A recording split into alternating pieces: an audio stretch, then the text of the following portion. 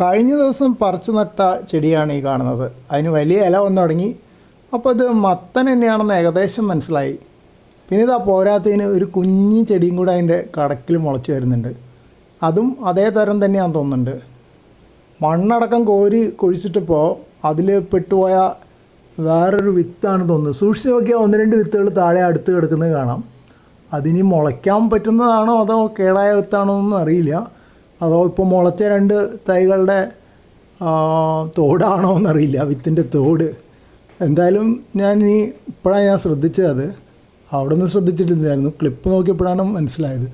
അപ്പോൾ ഇനി അതിൻ്റെ മുകളിൽ കുറച്ച് മണ്ണിട്ട് കൊടുത്ത് നോക്കണം, നനച്ച് കൊടുത്തിട്ട് അതും മുളയ്ക്കണ്ടോ നോക്കാം.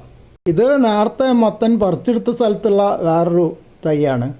അപ്പോൾ മണ്ണിൻ്റെ അടിയിൽ ഇനിയും വിത്തുകൾ കാണും. ചിലപ്പോൾ കുറച്ച് ദിവസം കഴിയുമ്പോൾ ഇനിയും മുളച്ച് വരും.